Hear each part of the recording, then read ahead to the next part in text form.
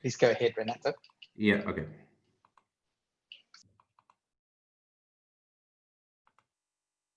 Can you see the slides? All right, excellent. Good morning again from Iceland. My name is Renato, and I'm from the company GJ Travel. And GJ Travel stands for Gruenenfelder Jonasson Travel.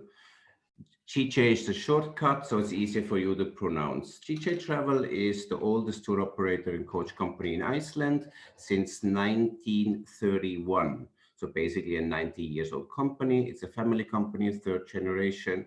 We have our own fleet of buses. And in the next 90 minutes, I try to educate you a little bit about Iceland. I assume it's pretty hot in Indonesia, so maybe listening to an Iceland presentation is like an extra air conditioning for you. Let me start with the, let's say, not so pleasant situation, and that's COVID. We all know what the COVID is doing to the whole world, especially to the travel industry. Let me inform you what's going on in Iceland in regards to COVID. So we have 1,866 confirmed cases and 10 deaths in our country. At the moment, 16 people are in isolation. Nobody is in hospital. So probably that's a quite good situation compared to many other countries in the world. We have very extensive testing of our general population, a good health care system. And right now our gathering ban is 500 people, and we assume that might be changed soon to 2,000 people. Our country or our borders are open for European Union and Schengen area and 14 other nations. At the moment from Asia, only Japan can enter Iceland. So we don't know when, for example, Indonesia would be allowed. We follow the rules of European Union and Schengen. So whenever Schengen decides to allow Indonesian traveler to come, and when you are allowed to leave your own country, then we will be with European Union together. Travel within Iceland is allowed. So we have, especially domestic travel is quite strong. So Icelanders are not really going abroad on holiday, they stay at home and discover our own beautiful country. And we have a few nationalities like Germans and Swiss who are very active already coming, as well as the French. Hand sanitizer is available basically everywhere, and it's a must. There's extensive cleaning in shops and transportation. We also have the, let's say, recommendation of the 2-meter distancing, but it's not anymore a rule. So, but it's still a recommendation.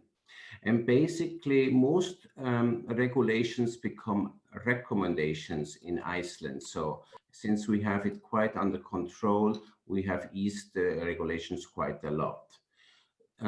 So, the regulations or recommendations are especially for transportation and restaurants. So we do not have the 2-meter distancing, for example, inside a bus or inside a restaurant.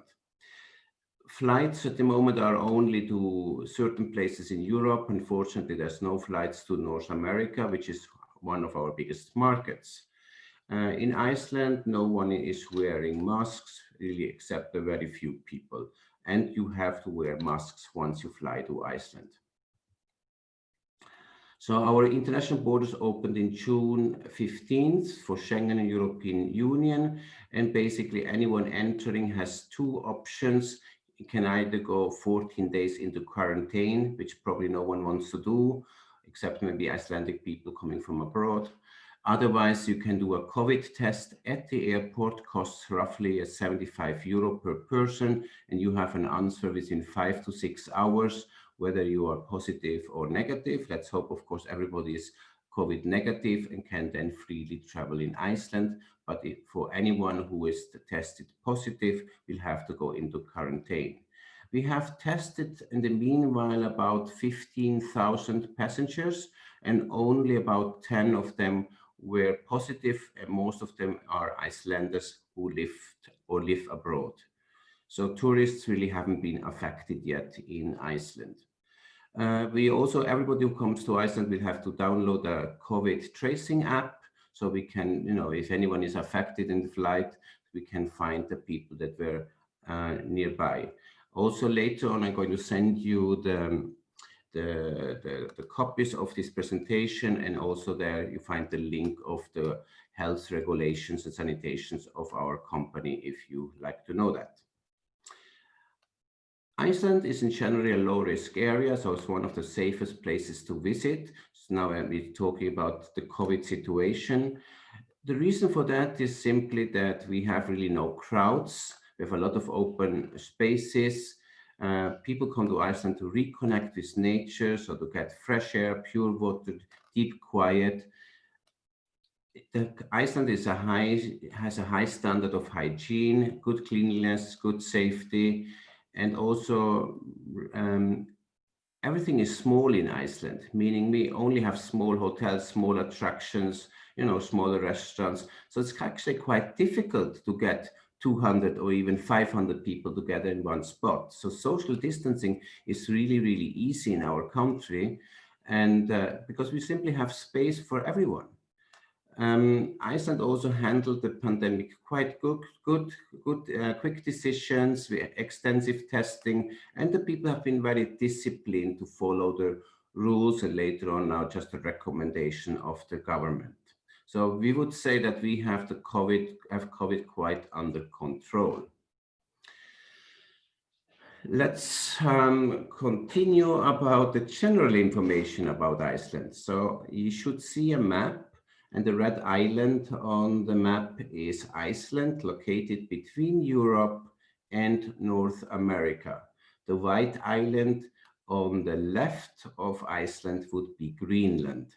So Iceland is an island in the North Atlantic, so you always have to take a flight. So the nearest country or city for us to fly is like London, 2.5 hours. If you go to mainland Europe, it's about 3 hours flight. And if you would go to North America, it would be about 5 hours flight. So for example, Boston, New York, Toronto would be around 5 hours flight. Now, when you travel from Indonesia to Iceland, most likely it will be 3 flights for you. So you either fly to Europe via Asia, for example, Singapore or Hong Kong, just an idea. And then you fly to Europe, and then you take another flight from Europe to Iceland. Or you fly via Middle East, for example, you fly via Dubai or Qatar, or maybe even Istanbul, and fly there, 2 flights to Europe, and then another flight to Iceland. I believe the only flight connection, and now this might all change after COVID, is that you can take a direct flight to Amsterdam, and from Amsterdam you can fly then to Iceland. That would make it 2 flights. So in general for you, it would be 3 flights via Asia or the Middle East to Europe, and then a connecting flight from Europe to Iceland. Probably some of you might combine Iceland with a Scandinavia trip. So even so you've traveled to Scandinavia, you still will need a flight. So for example, from Oslo in Norway will be 2.5 hours, from Stockholm in Sweden about 3 hours, and from Helsinki in Finland, it would be also about 3.5 hours flight. So even you go to Scandinavia, you still take another flight to get to Iceland. One problem we have is our name, because also our neighbor Greenland has a problem with the name. Because as you can see, Greenland, the white island here on the picture, is not really green. So Greenland should rather be called Iceland, because Greenland has 80% ice, while Iceland, you can see, is actually pretty green. So Iceland should be Greenland. So we mixed up the names. So Greenland should be Iceland and Iceland should be Greenland. But here we go, Iceland is called Iceland. And that means we always have to explain that we're not ice cold and people don't die when they come to our country. So how big is Iceland? So Iceland is about the same size as South Korea or Portugal. And 11% of our country is covered by ice, while Greenland is 80% ice. In Iceland live 360,000 people. So comparing, for example, to South Korea, with the same size as Iceland, South Korea has 50 million people. Now you probably just understand why I said how social distancing is very easy. We are quite a big land with very few people. And actually 4/5 of the country cannot even be populated. So there's a really lot of space in our country. People in Iceland live all along the coast because of the climate and especially because of the fishery. So in Iceland live 100,000 horses, 360,000 people, and 700,000 sheep. So the double amount of sheep than people. How long does it take to visit Iceland? You can see we are kind of a round island, and we have one main road going around Iceland. It's called road number 1, or the ring road. That's the main road connecting towns and villages along the coast. That road is 1,400 kilometers, but with usually some important detours, people end up driving around 2,000 kilometers around Iceland. And that would be 8 days or longer. So if you want to see kind of everything of Iceland in the shortest possible time, you would need 8 days. So the shortest way to drive on road number 1 is 1,360 kilometers. So that's minimum 1 week. But if you want to travel on all the different outer fjords, you could actually drive about 3,000 kilometers. So Iceland is not really a small place. Now, if you don't have the time to stay in Iceland for 1 week, or don't have the budget or the money to stay such a long time, especially many people from Indonesia will combine Iceland with the rest of Europe. Many people from Indonesia like to go shopping and maybe want to stop in Paris, Amsterdam, or London, wherever you have your connecting flight in Europe for some shopping and maybe more sightseeing. So if you come just for a shorter time, let's just say 2, 3, 4, 5 nights, many groups will simply stay in Reykjavik. Reykjavik is the red dot on the map. The yellow dot is the international airport called Keflavik. So between Keflavik Airport and Reykjavik, it's a 45 minutes drive. And whatever you have within that circle, you can easily visit in form of a day excursion or day tour. So you could stay really just a couple of nights in Reykjavik and then combine Iceland with the rest, with some other places in Europe. Now, if you travel only within that blue circle on the map, you still can see everything that Iceland is famous for. That said, I mean, for example, you can see the Blue Lagoon. You can go whale watching. You can see fjords. You can see volcanoes, hot springs. You can see glaciers, waterfalls, lava fields. So basically, whatever Iceland is famous for, you can see within that blue ring. But of course, if you want to see more of Iceland, you actually will have to leave the capital city and start overnighting in other locations.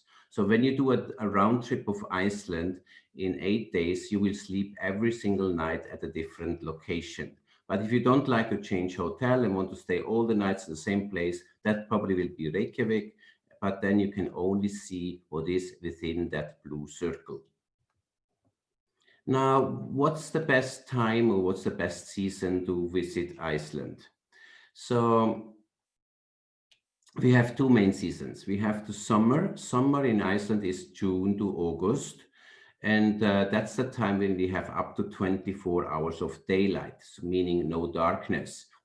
That's the time of the midnight sun. And if you are an outdoor active person and you like outdoor activities like hiking, biking, river rafting, fishing, whale watching, camping, all these kind of things, definitely the summertime is the best time to do so. The reason why people come in the wintertime is most likely the northern lights. So if you want to see the northern lights or the aurora, you will have to travel in the winter time. Winter is considered in Iceland basically October to April, and the northern lights are from mid-September to mid of April, but I will tell you a lot more about the northern lights further on. Now, let's talk about how hot or cold is Iceland. Now, when you come from Indonesia, I assume Iceland is always cold for you. Or let's say in a friendly way, Iceland is a fully air-conditioned country for people coming from Indonesia. Summertime is mild, 12 to 18 degrees. Yeah, for you it might be cold, but for us we really say this is a mild climate. On the 21st of June, we have our longest daylight, meaning actually the sun does not go down. So that's when you have the midnight sun. 21st of June is the day with the longest daylight, 24 hours. The winter time might come to a surprise for you, because you probably imagine Iceland to be ice cold in the winter time. But surprisingly, the average temperature in the winter in Iceland is 0 degrees. That is about the same as in London or New York. Again, for you it's cold, but for European standard, this is actually quite a nice climate for the winter time, because Central Europe, like Germany, Switzerland, would be colder than that. Scandinavia would be much colder than that. Even Istanbul in Turkey will be colder than winter in Iceland. But then we have also the day with the shortest daylight, and that's the 21st of December. So that's when we only have 4.5 to 5 hours of daylight. Now, when you ask me what's the best time to visit, I would definitely tell you come on the 21st of June, because you have 24 hours of daylight. The sun does not go down. Imagine the energy level of your body, the energy level of nature and wildlife. It is amazing, 24 hours of daylight. While in contrary, if you would come in December, I would tell you that's the worst time to visit, because we only have 4.5 to 5 hours of daylight. So if you want to see an amazing, beautiful country like Iceland, 5 hours is just not enough. So you have the choice coming when you get 24 hours of daylight, or maybe only 5 hours of daylight. So summer is definitely the nicest time to visit, but if you want to see the northern light, it will have to be in the winter. So this is how summer could look like. It's green, it has flowers, it has the midnight sun, the ocean is usually blue and quiet. This is probably how you imagine winter to be. And so you should see some northern lights, and you might see some snow. But then again, I cannot guarantee you the snow, which might sound silly because we are called Iceland and you expect to have ice and snow. We can guarantee you ice because 11% of our country is covered by glaciers. That means ice. You can see the ice of the glaciers all year, summer and winter. But we are not called snowland. So we cannot guarantee you snow, because with an average temperature of 0 degrees in wintertime, that is actually not cold enough to guarantee you snow. So you can always promise ice, but you should not guarantee snow in the wintertime, as silly as that sounds. What is the reason to visit Iceland? Now, you can compare Iceland a little bit with New Zealand, Canada, Alaska. If you know how to sell New Zealand, you will automatically know how to sell Iceland, because it has very similar attractions and it's actually a very similar country. So the reason why people come to Iceland, or for example to New Zealand, is nature, landscape and scenery. Iceland is one of the most amazing landscape countries. So if you are for nature, Iceland is paradise. Iceland is actually not, you can say it's not just a country, it's almost like its own little planet. It looks very different to Scandinavia. It's totally different to Europe or North America, because we're a volcanic island with almost no vegetation. So it's a very volcanic land with very few people, so it's a lot of open spaces and it's just wild nature. In order to explore that nature, you should be kind of active. So you have all these adventure and outdoor activity programs in order to go to these places which have very little infrastructure. So if you like the hiking and the river rafting and the camping and the fishing and four-wheel driving and snowmobiling and glacier hiking, yes, Iceland is paradise. Iceland is really traditionally an adventure travel destination. So the more active you are, the more in heaven you will be, because Iceland is really an outdoor place to play. And then, of course, we have the 360,000 people. That means we have a Viking culture to present you in Iceland. What do I mean with nature? It's a volcanic land, means we have volcanoes and we have volcano eruptions about every 4 to 5 years. I know, of course, that also Indonesia is a volcanic land, but our volcanoes and our landscape will look so different to the Indonesian landscape because you are green, you are tropical, you have all this vegetation, but Iceland looks more like being on the moon. It has these sandy deserts, it has all these rocks because we are not having a lot of vegetation in our country. So it's volcanoes and hot springs, geysers, lava fields, and black beaches as our main feature of landscape. But then Iceland is also a country of waterfalls. We have about 10,000 waterfalls in our country. Now, some people will ask, like, why do we have to see every day a waterfall? Because once you see the itineraries and the travel programs, you will notice almost every day is one or two waterfalls. Yes, we have 10,000. And then many of them you just pass by, they're left or right on the main road. So we just don't drive by, we stop and have a look at them. Now imagine if you would organize a trip to India, you will have to look at a lot of different temples. If you go to Rome or Spain, how many churches you have to look at. So the same goes for Iceland. We do not have the monuments, we do not have the churches, we do not have the temples, but we do have the waterfalls. And each waterfall is differently beautiful and looks differently and is unique. So we also have 11% of the country is ice and glaciers. Yes, we have the glaciers, including the largest glacier of Europe. We have fjords, mountains, rivers, desert landscape. We have really wilderness and wide open spaces. Again, very similar to New Zealand. Then in the wintertime, we have the northern light, while in the summertime, we have the midnight sun, and we have wildlife, especially birds, whales, and seals. Outdoor activities, you can make a difference between, let's say, adventure travel and soft adventure. Now, we use the glaciers as one of our playgrounds, so we can do the glacier hikes, the snowmobile. So snowmobile you can do all year. You don't need to wait for snow. We do it actually on the glaciers all year. And summer is actually much more fun to go with the snowmobile than even in the winter time. We have ice cave. We can do boat trip between floating icebergs. Then we have the hot springs.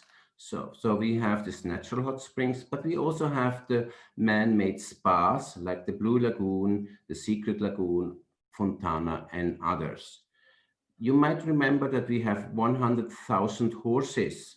So we do like horseback riding. Iceland is a horseback riding country because you might also remember 4/5 of the country is not populated, means there is no infrastructure. In order to get there, the horse will be your vehicle, your car. So also whale and bird watching is very popular, fishing, sea angling, lava caves, and many other things. For example, if you have mice groups or incentive groups, maybe playing golf during midnight. So you can play golf with midnight sun. Meaning when you come from Indonesia, most people will rather look for soft adventures, so the physically not demanding activities. So going on a boat trip between floating icebergs, going whale watching and bird watching is not physically demanding. Even walking on a glacier is not difficult. Bathing in a hot spring, everybody can do that. So there's quite a lot of activities which are physically not demanding, which we call soft adventures. And it's really an interesting way how to discover and explore and experience Iceland. So not just sitting in a vehicle and look out of the window. Now, when you have people that need to be wowed, maybe sorry, I start again. Iceland actually is a country for well-traveled people. So if you have clients who have been everywhere, seen everything, and say, show me a new place, Iceland probably is one of those destinations which is new for most travelers. And so it's for well-traveled people coming to Iceland. And usually well-traveled people have more money and want unique experiences that they cannot get somewhere else. So when you have, for example, high demand clients people who have been everywhere. You have incentive groups, mice groups who need a wow experience. We have a few things that the rest of the world doesn't have. For example, we can go into a volcano. Now, I don't mean going into a volcano crater because that's not that unique, but actually going inside the mountain. And you have to do that with a basket, like a cable basket, to go into the mountain. Just imagine a skyscraper in Jakarta, which cleans the window. No, not, sorry, a basket where people clean the window at a skyscraper. But then you take the skyscraper away and you dangle into that mountain. So that's how it is. Only 5 people at once can go on in that basket into the volcano. So it's very exclusive. It costs about €340 for being about half an hour inside that volcano. But again, only 5 people can do that at one time. So this is very unique.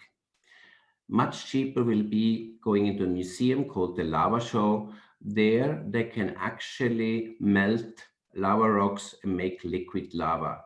So it's only about €10 and it's probably the only museum where they can show you liquid lava. Then you can go into an ice cave.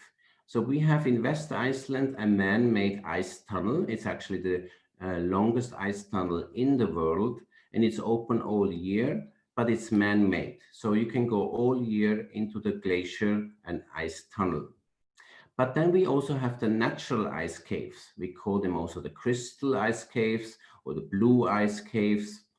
And these ice caves can only be visited and are only safe to enter from November to March. And those are in the southeast of Iceland.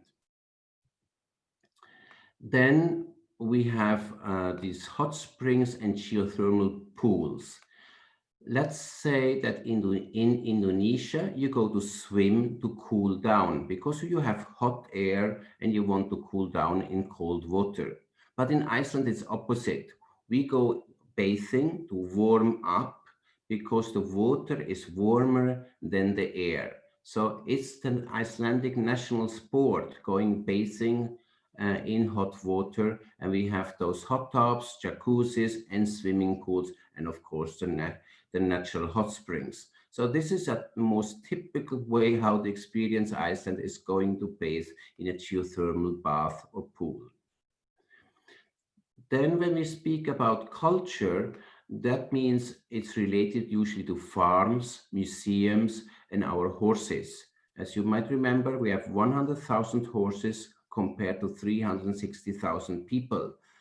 So we are the country with the most horses per capita. Because the Icelandic horse is really our traditional transportation to get to places where cars can no longer go. But for other people visiting Iceland, maybe just Hollywood and Bollywood are a part of culture. For example, the movie Game of Thrones could be one subject of a trip in Iceland. And the Game of Thrones film locations are very easy to visit. They are usually located in the same major sites where tourists go, and they're just left or right of the main street or main road. Let's talk about hotels. So in general, I have to say that 4-star is the highest rating in our country, and most of the 4-star hotels are located in Reykjavik, the capital city. You can actually not travel around Iceland and stay only in 4-star hotels. It will have to be a combination of 3 and 4-star.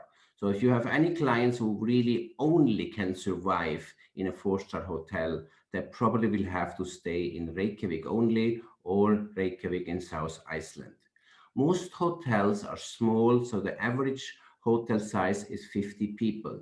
And that goes back when I told you in the beginning that most things are small in Iceland. So when it gets to COVID, it's hard to get 200 or 500 people together in one place. Even hotels are pretty small. When we talk about hotels, it's all about location, location, location. So don't be fixated on specific hotel categories, because you shouldn't come to Iceland just because of a hotel. You come to Iceland because of the scenery, landscape, and nature, and the outdoor activities. So everything is about the journey. So don't fixate yourself on the destination and the hotel where you're staying. So it's all about the journey when you leave the hotel in the morning at 9 o'clock and get to the next overnight location, maybe at 5, 6, or even 7 o'clock. So the hotel is really a practical overnight place. So all you need really when you check in at 6 o'clock in the evening is a clean room, a comfortable bed, a hot shower, a nice view. So you kind of want a National Geographic view out of your window. You need a good dinner, you need a good breakfast, and on you go with your journey to the next overnight location. So especially if you do a round trip of Iceland, every night is a new hotel. So the hotel is really just a place to sleep, and you have dinner and breakfast, and you continue your journey, seeing all the nature, scenery, landscape, and do the different outdoor activities. And before COVID, availability was always an issue, especially in the summertime, because we had over 2 million visitors coming to a nation with 360,000 inhabitants. So there was a huge demand of hotel space. But now after COVID, I guess that waiting lists will be much less in Iceland, and it will be easier to kind of a little bit pick and choose your hotel. Now, I told you before that 4-star is the highest rating, which is not really correct, because we do have one 5-star hotel. It's located near the airport. You have a picture on the top right, and you see the green ring showing you where that hotel is located. Now, this means this hotel is not located very centrally in Iceland. So if you want to stay like 3, 4 nights at the Blue Lagoon, it's not really ideal for sightseeing. So most people will probably only stay 1 night, either in the beginning of the tour or the end of the tour, because it's located just next to the airport, and just do 1 night in that hotel. But this hotel is very expensive, costs about €1,400 a night. And that is just not in the budget for most travelers. That's why I didn't really put it on the list of like the hotels. That's why I say the highest rating is 4-star. But yeah, if you have the budget for €1,400 a night, the breakfast actually is included, then yeah, we do have one 5-star hotel. And you have your own exit to the Blue Lagoon itself. So it's a private space at the Blue Lagoon. Now, let's talk about one of the favorite subjects of Indonesians, and that is food. As we are an island in the North Atlantic, of course, we are fish and seafood heaven. So if you like fish and seafood, welcome to our country. You might have learned that we have double amount of sheep than people. So yes, lamb will be our main meat that we eat, but we also have chicken. Then, of course, we have dairy products, and we also have vegetarian meals. You probably can imagine that Iceland is not really growing vegetables and fruits, since we are an Arctic country. So we have to import fruits and vegetables. And that means they're going to be very expensive and a limited choice. But even in Iceland, we have people, they are vegetarians or vegan, and they need to eat too. So vegetarian meals are available, but they're expensive, and there's much less choice than you have in a tropical country like Indonesia. Now I need to talk about Muslim travel and therefore also halal meals. Let's just start that Iceland is a Muslim-friendly country, but we are also the world's smallest Muslim population, which is probably 0.25%. We have one mosque. It doesn't really look like a mosque. It's just like a normal building. But yeah, we have one mosque, and it's located in Reykjavik. And when we talk about halal meals, that means in Iceland, fish, seafood, and limited vegetarian dishes. We can really not buy any halal meat in Icelandic supermarkets. So the restaurants who call themselves halal restaurants are more like takeaways and or very small restaurants. So if you have a group of 30, 40 people or bigger, it's going to be difficult to get space in those locations. So these are really more like halal takeaways or really tiny restaurants just with a few seats. So therefore, for most groups, halal meals in Iceland would mean fish, seafood, and vegetarian. And also for the prayer time, you just have to know that Iceland has a very unusual time of sunrise and sunset. You might remember that like on the 21st of June, we don't really have any sunrise and sunset because the sun doesn't go down. And while on the 21st of December, the sun comes up roughly at 11 o'clock in the morning and goes down already at 3 o'clock. So, or 3:30. So there is different sunrise and sunset times because in your country it's pretty regular. I believe the sun comes up around 6 o'clock and goes down roughly at 6:30, 7 o'clock. But in Iceland, because we either have very long daylight or very short daylight, this is a total different story.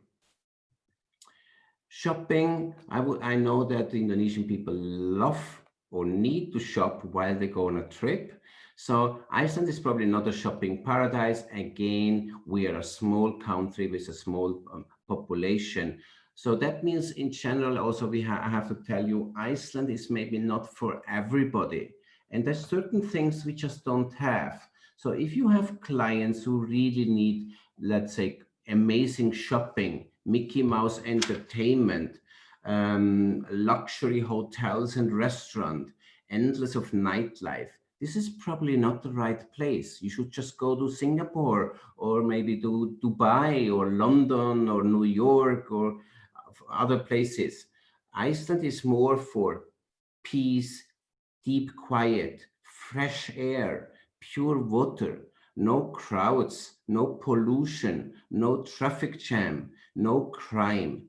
So our luxury in life is measured with different things than maybe materialistic goods.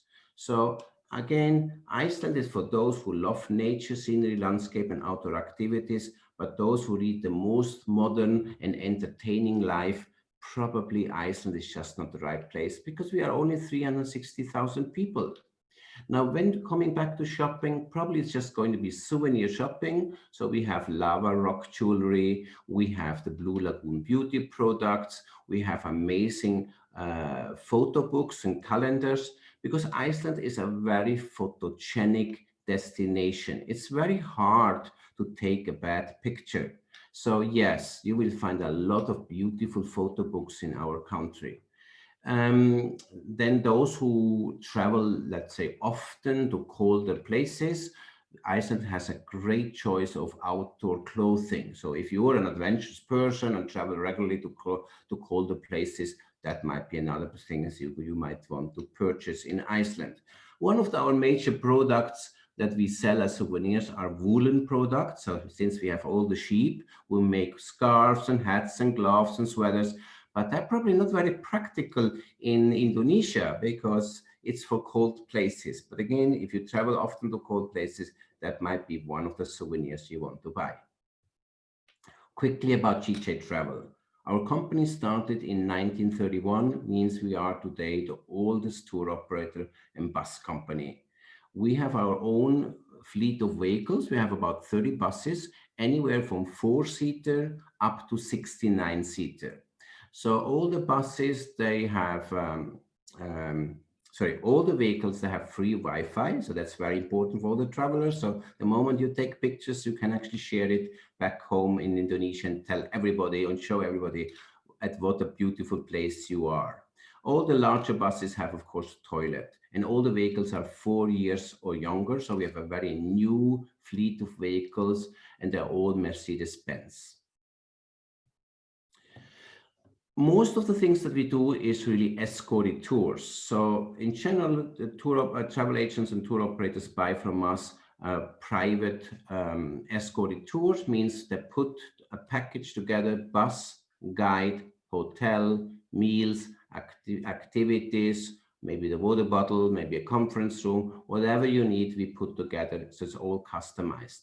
So when it gets to guides, we have them in English speaking, and should you have any Chinese population in your area, we do actually even have Mandarin and Cantonese speaking guides. So our main business is really customized private groups. Of course, that could be private for 2 people, private for 30, private for 100. So group size really doesn't matter. We do customized private. And for us, this means that every single group, how small or how big, doesn't matter, we make their own project for that. So we don't copy paste programs and say, okay, the Indonesians want this way, and the Americans want it that way, and the Germans want it a different way. We really want to customize the group how you want to have it. So the more specific you are with us, what you want, but also what you do not want, then we can create the product exactly for you. Because also you might have different groups. It means you might have a school group who wants to study geology. They might just want to stay in a hostel and be somewhere in the middle of the country and study rocks and volcanoes and hot springs. But then you might have another group who does a cruise and they only need a shore excursion, nothing else. The next group might be a high-end family and they only want the best of the best. So whatever group you have, just share with us what you need and what you don't want, and we create really customized whatever is right for that group.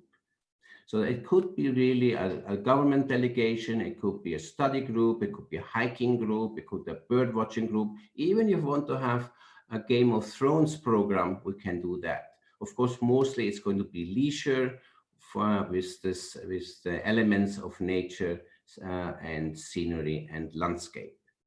But if you are not able to materialize your own group, or you just have 2 people and they don't really want to pay for a private program, we also have a good selection of fixed departure or seating coach tours. They are from 4 days to 15 days. So if you have just 2 people and they want to travel together with an international group, you can just book them into those kind of groups on a seating coach basis, which makes it, of course, much more affordable than traveling private for 2. When we're talking about pricing, I would say like this: once you have a group of 15 people and more, then Iceland becomes affordable, because Iceland is an expensive destination. So even so, you might have people out there used to travel 2 or 4 people alone private. Iceland might just be a little bit too expensive even for that. So again, therefore, seating coach might be a solution. So I would say 15 people more, Iceland becomes affordable, but of course, the smaller the group, the higher will be the price. I understand also some groups really are small and want to be private, like photography groups. They usually want to be on their own pace and they don't want to share their travel with other people. You might have a hiking or bird watching group, but it also could just be a family, a multi-generation family, from the baby up to the grandmother in the wheelchair. They probably also don't fit in a seating coach. They want to be private. You might have people with special needs in regards to food or religion, and that just don't want to travel with others. So yeah, we can do private for any size. Just remember, the smaller the group, the bigger is the price. And our seating coach programs are designed the way that people cannot book it on their own on Expedia or other travel websites, because they are very complex and they go from A to B to C to D. They're not staying just all nights in one location where you can buy on Viator or Tour or other websites. Day excursion, they're very complex, so we create our own tour programs that we sell B2B through the travel trade. Now I take you on a journey around Iceland. So the road number 1, or our ring road, take up the roughly 2,000 kilometers around Iceland, so that you get an idea what you see. All the tours will always start and end in Reykjavik, our capital city. So 65% of the population live in Reykjavik, the capital city. So it's a roughly a population of 210,000 in the greater capital area. So whenever we talk about shopping, nightlife, dine around, choice of hotels, that automatically will be Reykjavik because all other places are really, really small. But even in Reykjavik, you can go whale watching and puffin watching. You can see the midnight sun. And it takes you only about 15 minutes to really get into nature. One of the special things I like to say about Reykjavik is, as modern and cosmopolitan that city is, you only need 15 minutes to get out into nature to places where you truly believe you are the first person ever and no one has been there before. That is what Reykjavik has to offer you. It's the world's northernmost capital, by the way.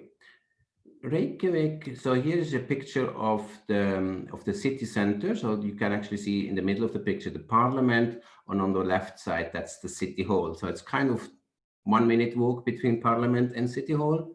Now you will see a series of photos, and always at the corner, there is a map, and on the map is a green ring, so you have an idea where the location or where the picture was taken, so you see where that is located. So very often it's directly on the main road, so you kind of don't have to make any efforts to see these places, but sometimes the green ring will be outside the main road, so you have to do a little bit extra of driving. So this is the city center of Reykjavik. You see here, it's a very colorful city, basically no high-rise buildings. It's a very walkable city. The city center is pretty small, so you don't really need any transportation. So most often when you say, I want to eat in a local restaurant, you just walk 2-3 minutes from the hotel to that local restaurant, because it's probably much faster anyway walking than having driving in the city center with a lot of one-way streets. Reykjavik is surrounded on 3 sides by ocean, so it's a peninsula. So even from the city center, you can see the midnight sun. For example, this picture was taken at the harbor. Now we travel west and we see one of many fjords. A fjord is when the ocean goes inland surrounded by mountains. So fjords can be seen in New Zealand, in Alaska, Norway, Greenland, Iceland, and Chile, for example. Then we travel further north. We travel to a big lava field and a volcano crater. So that is just one picture of many of those landscapes which are volcanic. Then this is a village, it's a fishing village in West Iceland on the Snæfellsnes Peninsula. Why I show you this picture is, this picture was taken around noontime, so around 12 o'clock noon in December. That means it looks like almost night. Remember, in December and January, we only have about 4.5 to 7 hours of daylight. So it's a time with the shortest daylight. So when you come, for example, in December, noontime might look like this. So it's not very bright, especially when it's cloudy. Here in West Iceland, you have also the most photographed mountain of Iceland, called Kirkjufell, or the Church Mountain. So any photographer or those who hunting those Instagram sites, yes, the Kirkjufell mountain in West Iceland is one of the places the photographers want to go. Then we reach Akureyri, the capital of North Iceland. So this is actually Iceland's second largest city with 17,000 people. I repeat, 17,000 people live in Iceland's second biggest city. It's located on the longest fjord of Iceland, Eyjafjörður, and you can do whale watching here. And usually this is one of the overnight locations where people or the travelers will see other people or see Icelandic people, because most of the villages are just very, very small. So this is the second biggest city of Iceland. On the way to northeast, we have Godafoss waterfall. That's just one of many. As I said, it's probably about 10,000 waterfalls in Iceland. So this is one of the bigger ones, and it's called the Waterfall of the Gods, Godafoss. It's just on the main road, zero efforts to see that waterfall. Then we get to Lake Mývatn, and Lake Mývatn is a paradise, a geological paradise. So any kind of crater you can imagine will be at Lake Mývatn. But it's also a bird watching paradise. It has about 50 species of ducks at that lake and many other birds. So these are pseudocraters. And you can see on the bottom left, there is the main road. So you have to do a very short walk to see those craters, because we are often asked, how physically fit do I need to be? Is there a lot of hiking? And now in the next pictures, I will show you how little you have to walk to see all these amazing places. And I promise you that you will walk much more in a shopping center in Jakarta than ever on an Iceland trip, except of course you book a hiking tour.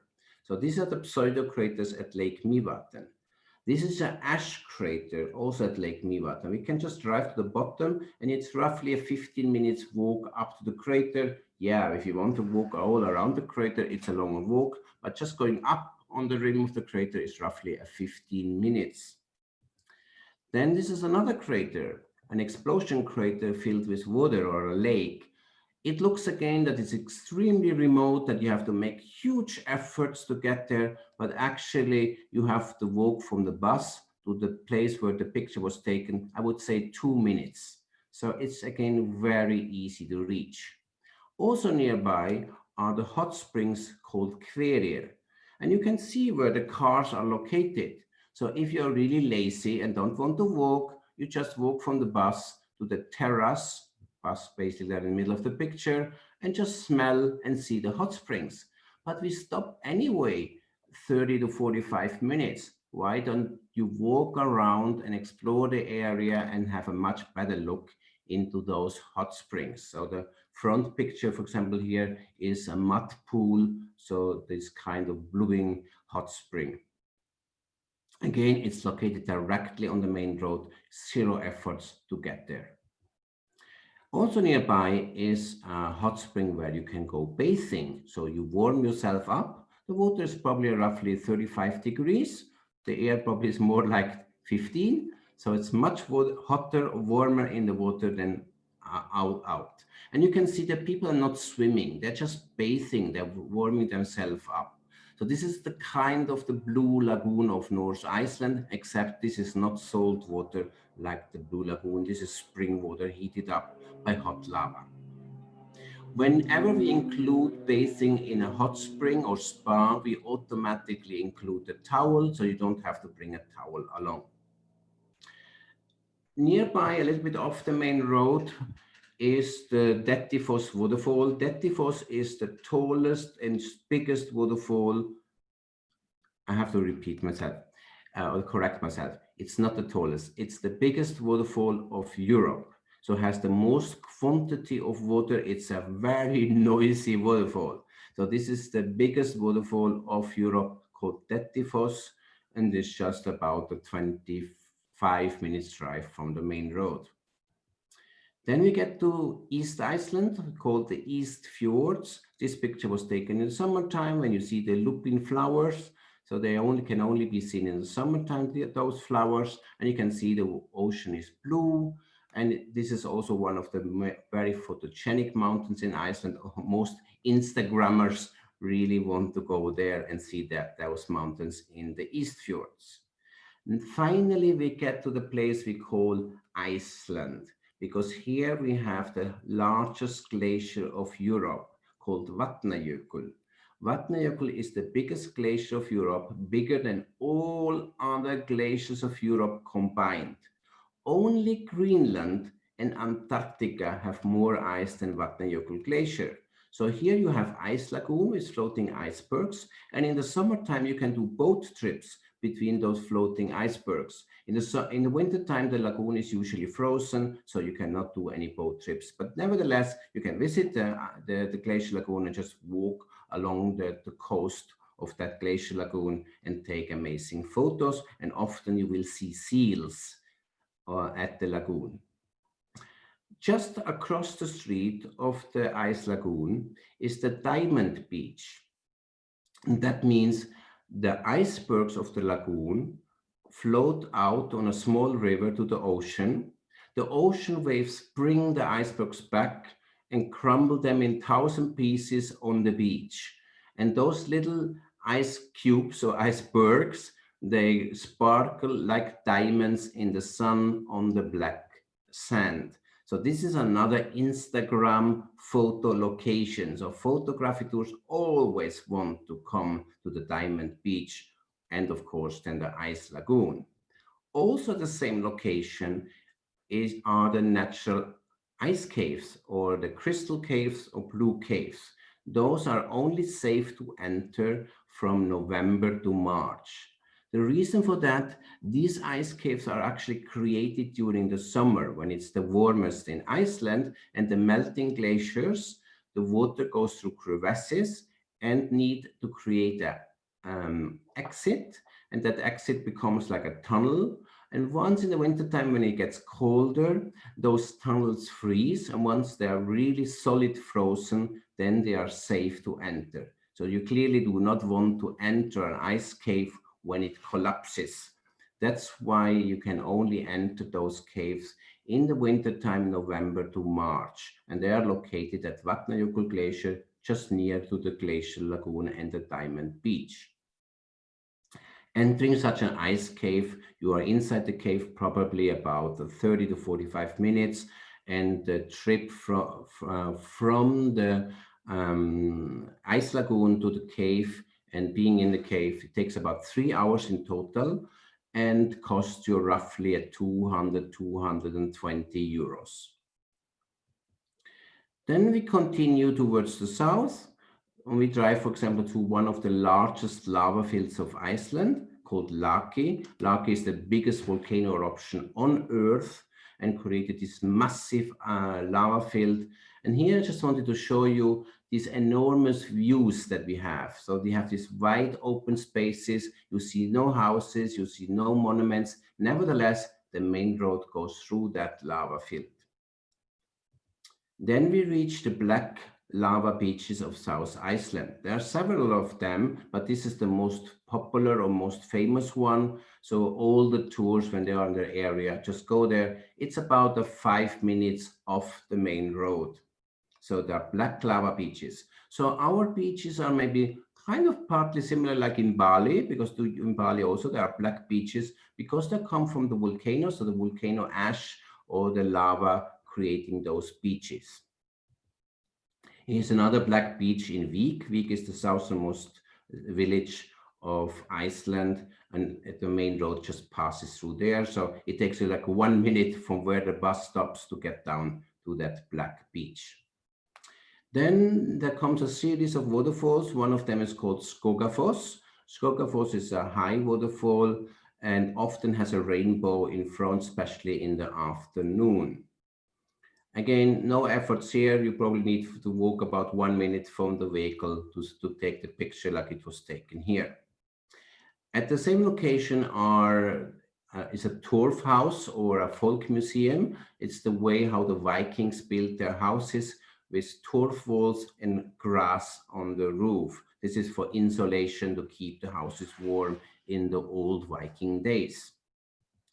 Then we get to another waterfall called Seljalandsfoss. This is a waterfall where you can walk actually behind the waterfall. And again, this is another must-see Instagram location. So again, the photographer need to go to this waterfall.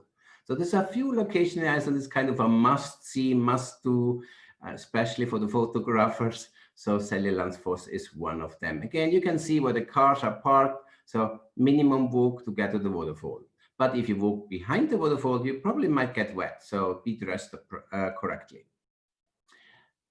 Again, not very far is another waterfall called Guttfoss. It's probably one of the most beautiful waterfalls. It's called the Golden Waterfall, and it's on the main, let's say, excursion that we have out of Reykjavik. So if you come with a cruise ship and do a shore excursion, you probably go on the Golden Circle, and the Golden Circle includes the waterfall Guttfoss. Guttfoss means golden waterfall and therefore gives the name Golden Circle. Golden Circle is also always part of a ring tour or round trip of Iceland. So you have this waterfall. 10 minutes apart, you have Geysir or Geyser, the erupting hot spring. So it spouts up in the air about 25 to 30 meters. So this kind of hot springs you have in New Zealand, you have in Yellowstone National Park in the US, but this hot spring erupts about every 4 to 5 minutes. You don't have to wait long to see it spouting up in the air. So it's the most regularly spouting hot spring in the world.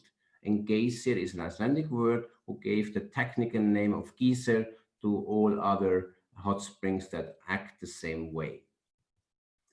Again, not very far to drive is Thingvellir National Park. It's one of the most beautiful locations in Iceland, and it has extreme important values. First of all, geologically, it is the place where two tectonic plates drift apart. So you have on the left corner, you have the North American continental plate. And then on the right, where you see the mountains, that's actually the Eurasian continental plate. And in between is the nowhere's land between two continental plates. And in the middle of the picture, you see like crevasses or like canyons. That's the rifts that where the country kind of opens up and pulls apart. So Iceland actually gets bigger, so it gets pulled apart in the middle and grows every year about 2 centimeters. So if, for example, in these rifts, you can go snorkeling, meaning you can go snorkel between two continental plates. This is also one of the main film locations of Game of Thrones. So Game of Thrones has filmed almost all of the episodes at Thingvellir National Park. Also Lake Mývatn in North Iceland is another location of Game of Thrones, or the Black Beaches of South Iceland and the glacier lagoons. So these are typical film locations. Also, for example, the Church Mountain that I showed you in the beginning. Now, historically, it has an enormous value, this location. It's the birthplace of democracy. Iceland the Vikings have founded the democracy over 1,000 years ago at this place. They probably didn't really know or realize what they did, but they decided they don't want to be ruled by a king. So they decided, let's create democracy. And so this was the parliament side of Iceland for many hundred years. So where you see the little church and the white houses, that's really where democracy started in the world. So it's the oldest democracy, and therefore historically it's a very high value of our country. And it's about only a 45 to 60 minutes drive to Reykjavik, the capital city. And finally, we get to the Blue Lagoon, very close to the airport, only 20 minutes from the international airport and 45 minutes from Reykjavik. Why it's called Blue Lagoon is because it has this milky blue color. And why does it have this milky blue color? Because it's salt water mixed up with hot magma, creating a mineral called silica. And silica is a white mud. And for example, you have silica beaches, for example, in Australia. And so when people then put their silica into their faces, means they just want to become younger and more beautiful. So the people with the white faces are not sick, they're just trying to have their own spa therapy. So Blue Lagoon is salt water with silica mud that is found in many places at the Blue Lagoon, and just use it and put it into your faces, but don't put it in the hair because it makes it very like straw and it's very difficult to get it out of your hair. Now the Blue Lagoon is expensive, so it costs roughly 70 euros and more depending on the availability. So for the Blue Lagoon, you should always include it in a program. Don't have it optional because you might not get space. Before COVID, Blue Lagoon was always sold out and you had to book it like weeks, if not months in advance. So don't have the Blue Lagoon as an optional because there is a risk that there's just no space for it and people will be disappointed. But if people don't want to go bathing, don't include it. It's just very expensive, and just to take one photo and pay 70 euros for it, it's probably not worth it. But probably if you want to try one hot spring to bathe, you should probably use the Blue Lagoon because it's one of the most unique bathing locations in the whole world.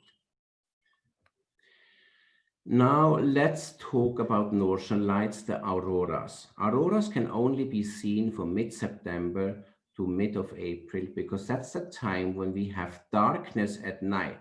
You might remember in summertime we have up to 24 hours of daylight. We actually have 2 months in the summer, roughly from the 20th of May to 20th of July, there's zero darkness. So you cannot see the aurora in the summertime. They actually are there in the summertime too, but because there's no darkness, you will not see them. So in order to see the aurora or the northern lights, you will have to come in the winter when we have darkness at night. And this is probably what you want to see. Now, where can you see the northern lights? You can see here a map with a green ring. And so that means you can see northern light in certain parts of Alaska, Canada, southern Greenland, Iceland. You see Iceland is covered totally in the northern light ring. The northern part of Scandinavia called Lapland, so the northern part of Norway, Sweden, and Finland, and then the north coast of Russia, Siberia. So it's only what is ever underneath this wide or thick green ring, that's the locations where you can see aurora. And Iceland is totally covered. So, but you have also a thin green line. That is when the northern light is very, very, let's say, strong. You might actually even see northern light then in Scotland or in Helsinki or maybe even near to Vancouver or Toronto. But in generally, it's the location with the thick green ring where you can see the aurora. So probably the next question will be, when exactly, where exactly can I see the northern light, and is it guaranteed? So I have a very simple question back to you in Indonesia. When exactly, where exactly, and how long exactly can I see the rainbow, I repeat, the rainbow in Indonesia? You probably cannot answer that. You know that you need sun and rain at the same time, but when exactly, where exactly, how long exactly, you don't know. And the same goes for the northern light or the aurora.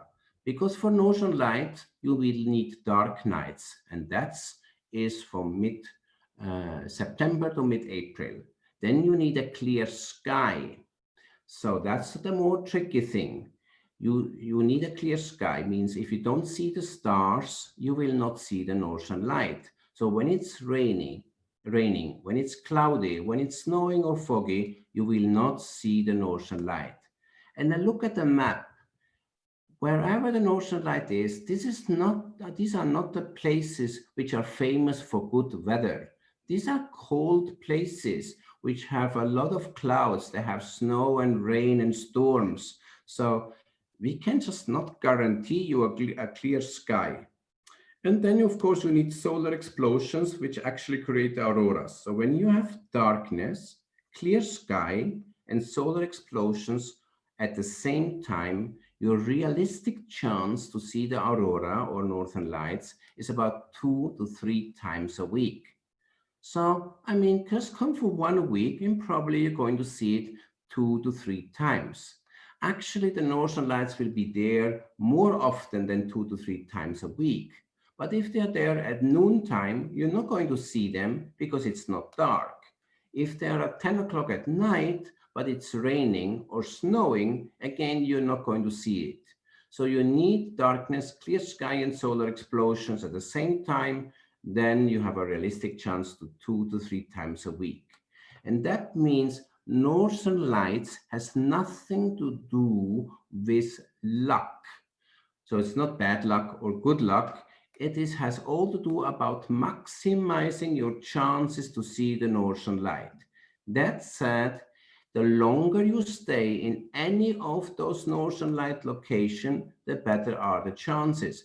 And the northern light is the same in all these places. So Finland has the same northern light as Iceland, and we have the same northern light as Canada or Alaska.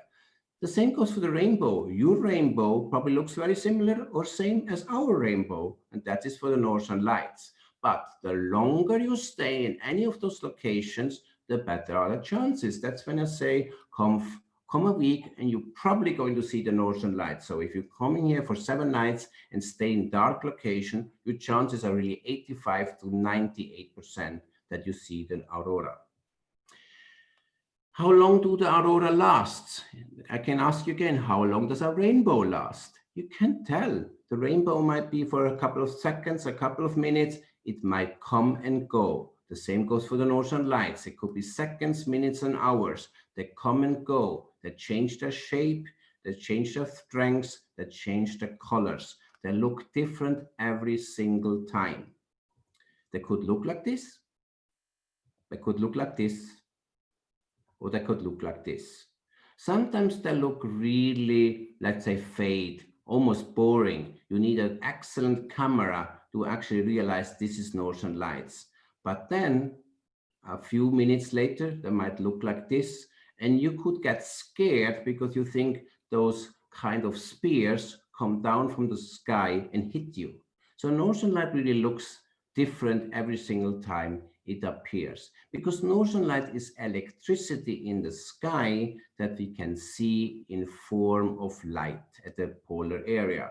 It all starts on the sun with a giant volcanic eruption, so much bigger than volcano eruptions in Indonesia or Iceland. So there's giant volcanic eruptions. Those eruptions creates a storm or a wind.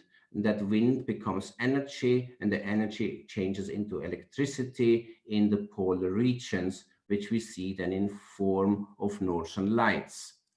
Now, some people say you have to go to very cold places in order to see it. Temperature has nothing to do with northern lights. It's just most of the places that have northern lights are very cold. Now, you have the choices of which destination to go. So if people ask like, where should I go? Where have I guarantee to see the northern light? You should really ask your client, because they might ask you, should I go to Finland? Should I go to Greenland? Should I go to Iceland? Should I go to Canada to see the northern light? So you will have to ask the clients, what do you want to see? What do you want to do at a place where there's northern light during the day? Because the northern lights are at night. So you need something to see and do during the day. And that will really define the location you go. But we're looking at the temperature. When you come from Indonesia, it might make a difference if you go to a country like Iceland with 0 degrees in the winter, while then Finland has probably -20, -25 degrees. And if you go to Canada, Alaska, it might even be -50 degrees. So and there is a huge difference between 0 degrees in Iceland and 50 degrees minus in Alaska. So that could already be one decision maker where to go, because maybe people just want to have a little bit warmer than extremely cold. But it also means the places with 0 degrees, the places with minus degrees, so -10, -20, they are probably cold. I mean, they are cold, but they probably have snow. So if you want to see snow and do snow activities and winter sport, you have to go to a place with minus temperatures.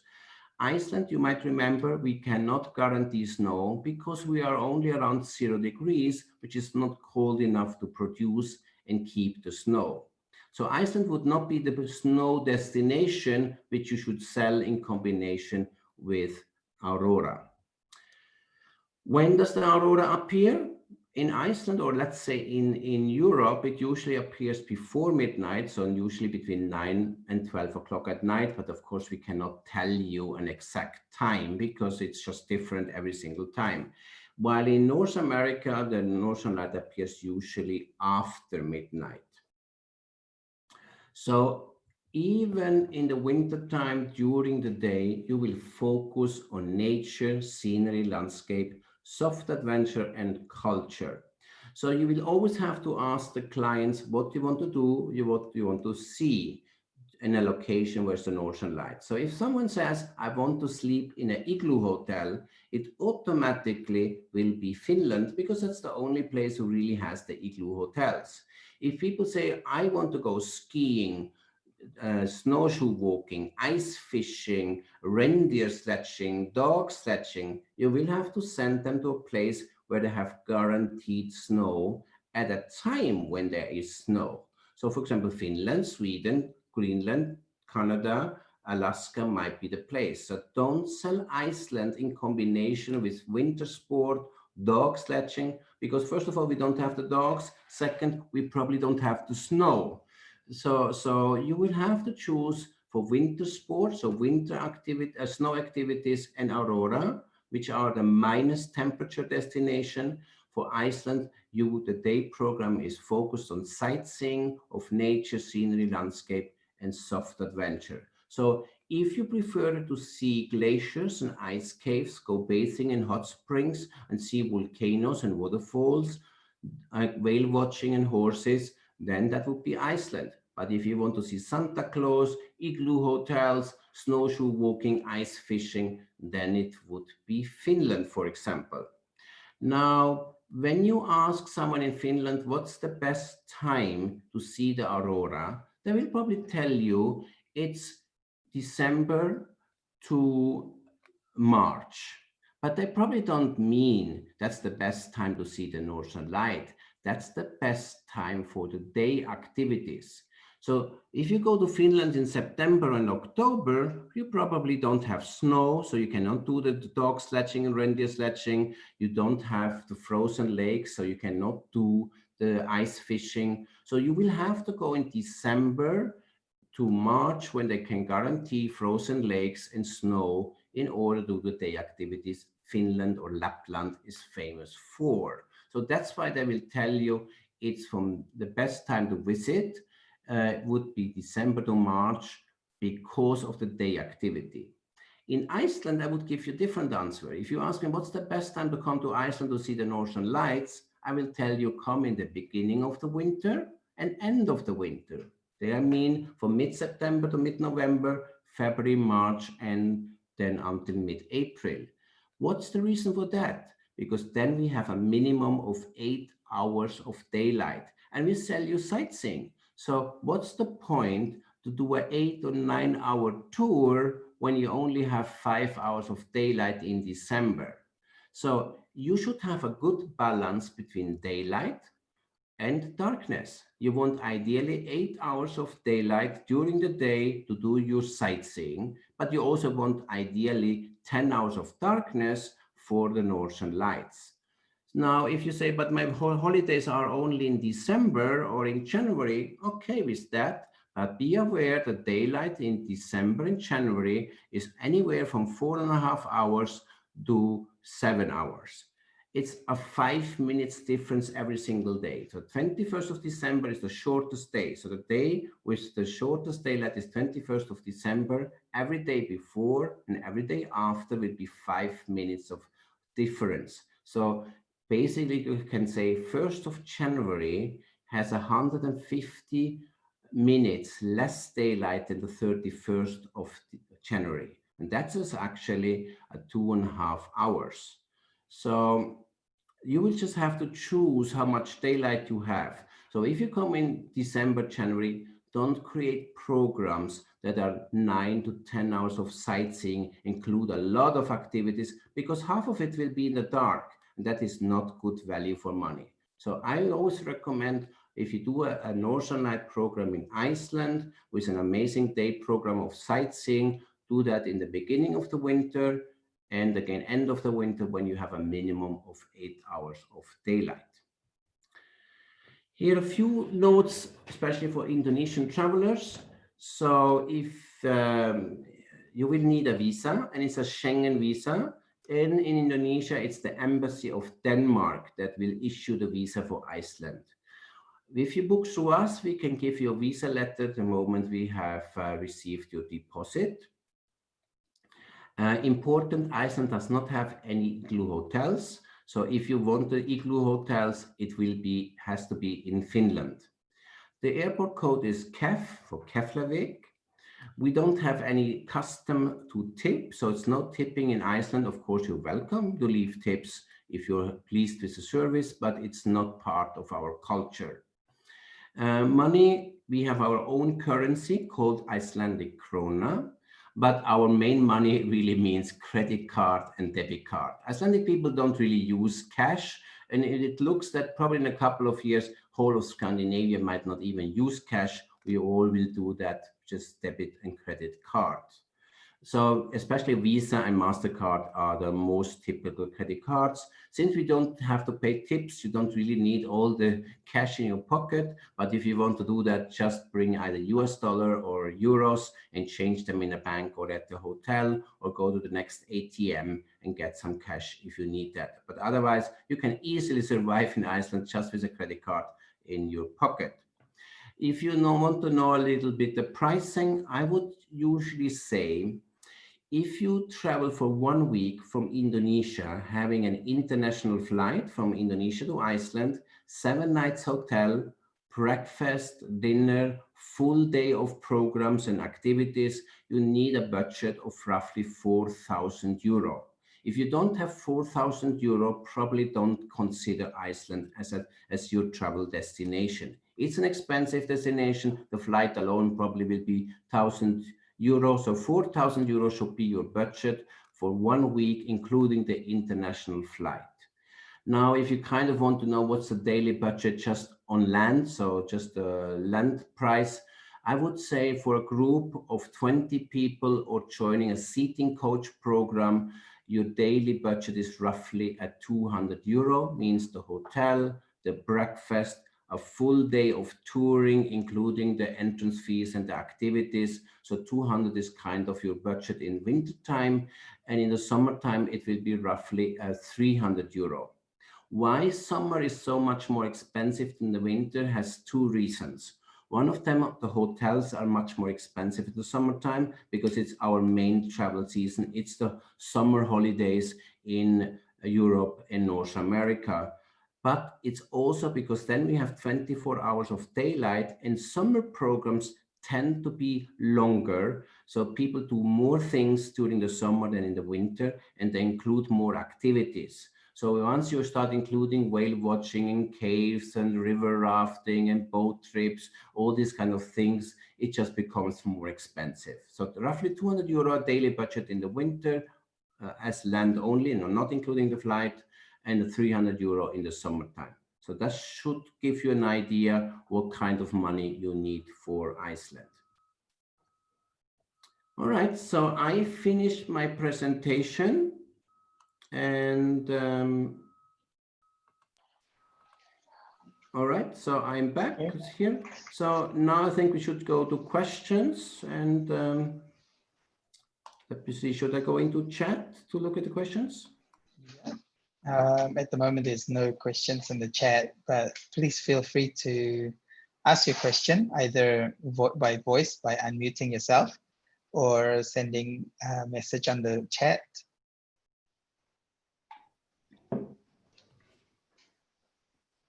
I recently watched a movie called Eurovision Song Contest by Will Ferrell on Netflix, and that's based in Iceland, and I saw a few of the Iceland footage on it. It's a very funny movie. And even in that movie, there's a blue bus, and this is actually the Guðmundur Jónasson bus. So it's our oldest bus that we have from 1960, which is often used in film production or advertisements. So those who want an antique bus, so that Eurovision movie with Will Ferrell includes one of the GJ buses. Oh wow, I didn't know that. But it's not one of the new models. It's a 1960 model. Not for the tour. No. Here's a question from Bu Jenny in Surabaya. So in regular time, you always have sit-in coach. Yeah, we do have summer programs and winter programs, meaning we don't really mix them up because summer again is 24 hours of daylight. So we do more activities and usually longer tours in the summer. And then we have different programs in the winter, which of course based on Northern Lights. So we have tours all year round. And so usually they are different in the summer and the winter time. And these programs also, we have about, before we had like 10 programs, but now we will reduce them, of course, after COVID until everything is back to normal. So we have 2 programs in summer and we have 4 programs in the winter. So the shortest programs are 5 days and the longest ones are actually 14 days. And some of the programs are only once every 2 weeks. Other programs are once a week. Others are actually even 3 times a week. And we have one program, for example, in different group sizes. So you could do one program with 45 people maximum on a Friday and Sunday, but the same program is offered with 16 people only on a Tuesday. So some people traditionally want a small group experience, especially now after COVID. Some people say, no, I don't want to sit with 40 other strangers on a bus. So I want a smaller group. So we have that, for example, we have small group experiences, but many Asian travelers actually want a smaller price, and that means the group will be bigger. That said, we have a new service because of the social distancing. We actually offer now on all our seating coach what we call an empty seat supplement. So you can actually pay to have the seat next to you empty. So it's a supplement, kind of like you do in an airline. You can buy economy class, so it's 3 people in 1 row, but you can maybe buy economy plus or economy comfort, and then it's usually the middle seat is kept empty. So we do the same service now. So for those people who say, I don't want, to sit next to a stranger because of COVID, yeah, you can actually pay empty seat supplement. But if you travel, of course, as a couple, I assume you want to travel with your spouse on the next seat. Thank you for the question. If you need sit-in coach program, you can send us an email. I'll send you my email soon, and also Renato's email, and he will send you the sit-in coach program and packages to you. So maybe you want that. Okay. And here's another question from Herwin. If you probably can read that, Renato, the question. All right. Okay. Oh no, you cannot. I can read it. Yeah, it's the airline question, right?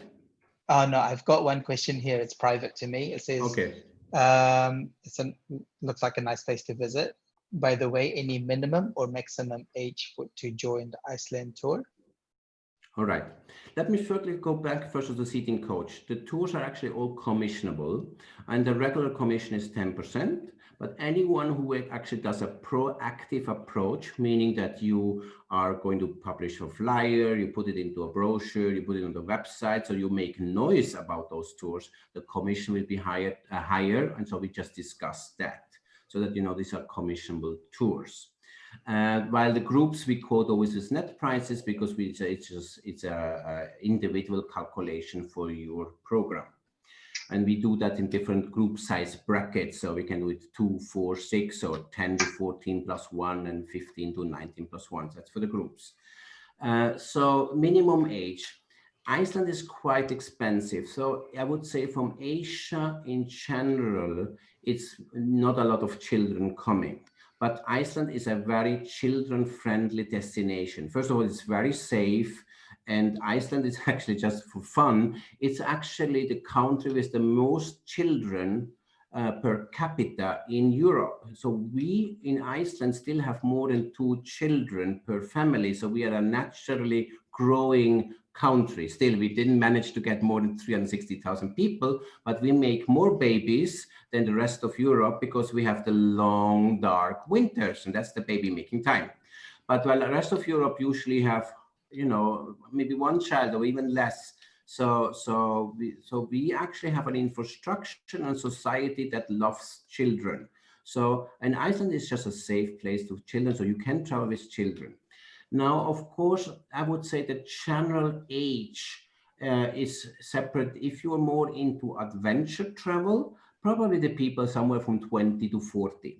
But those who are just more on the leisure travel, the nature sightseeing, are very often 50 years plus. And it's not uncommon. People are 70, 80, or even older than that.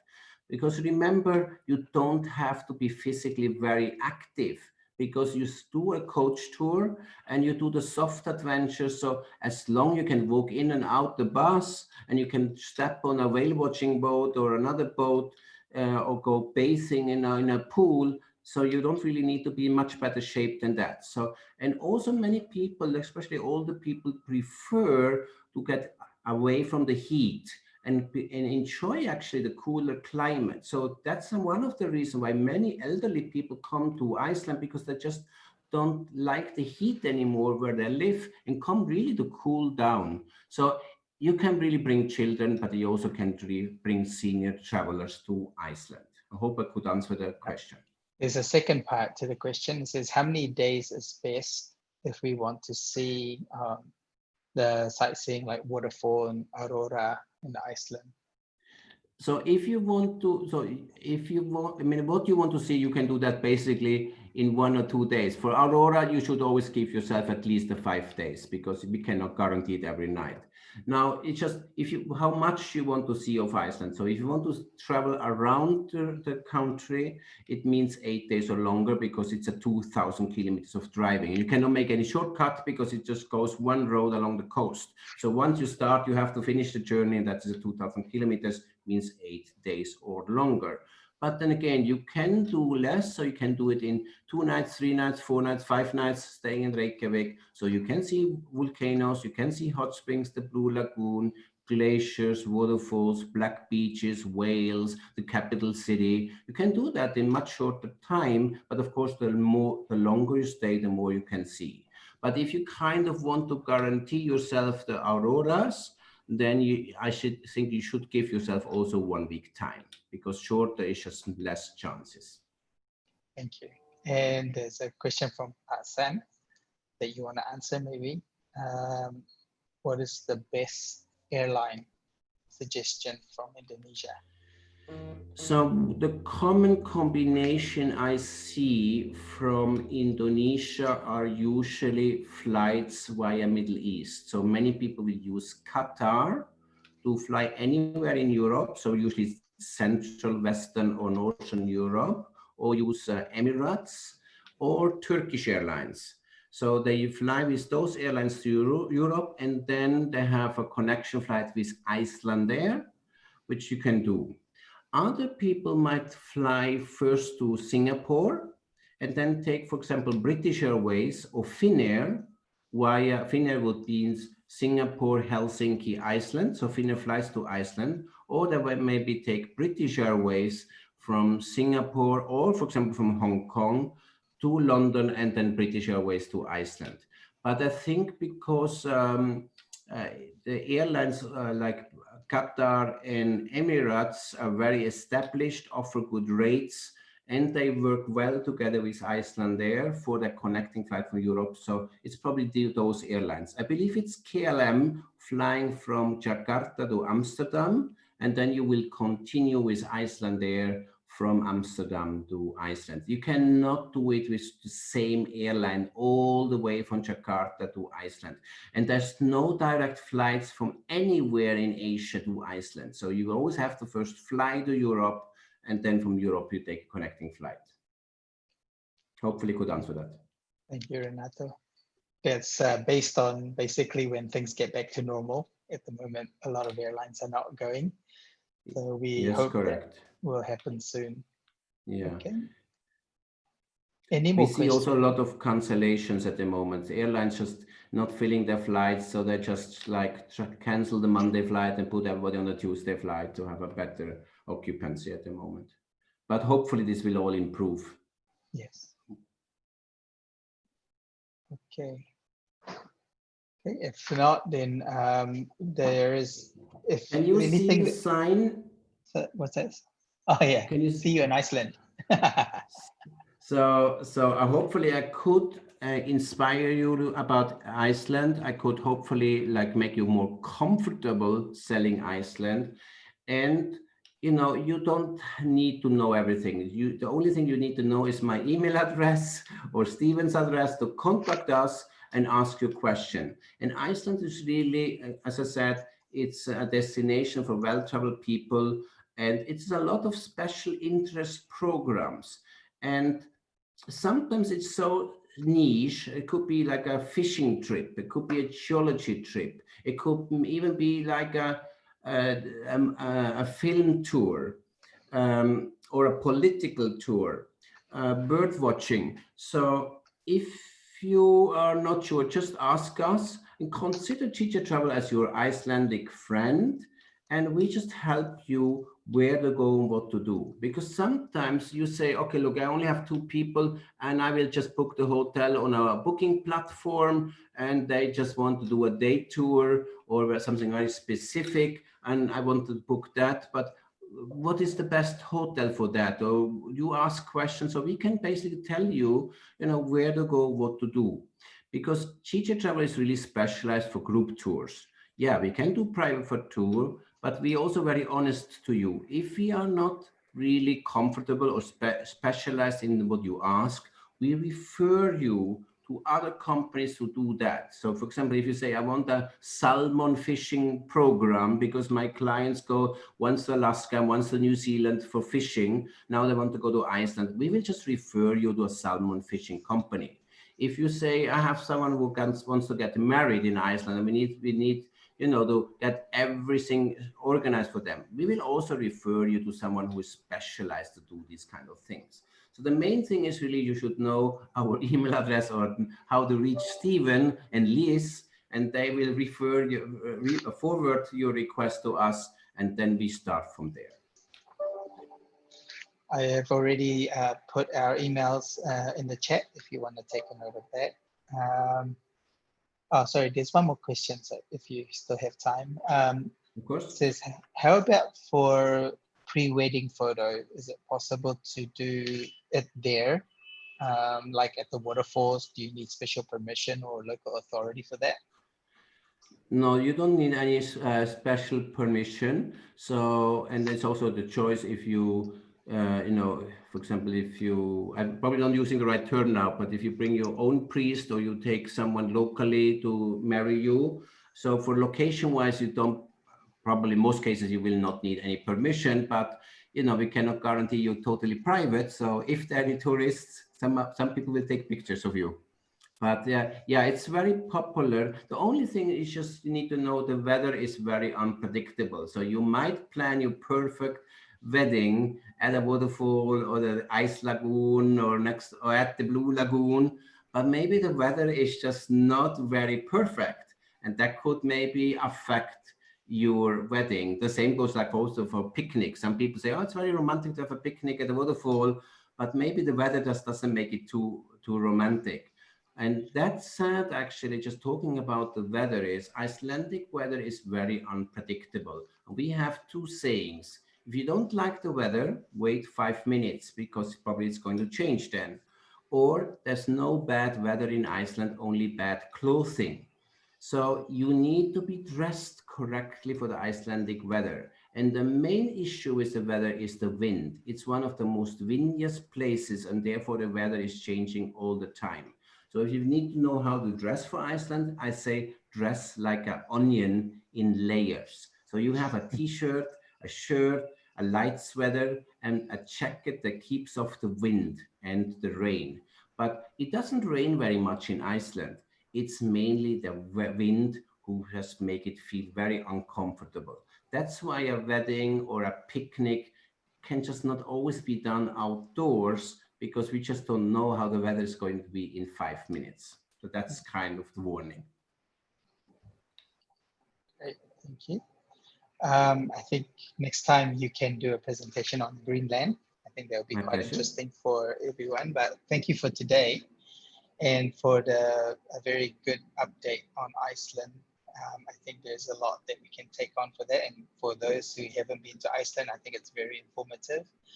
And for any other question, please feel free to contact us either through email or through WhatsApp to myself or Bulis, and we'll be happy to pass on those questions to Renato, who will be happy to answer that, I'm sure.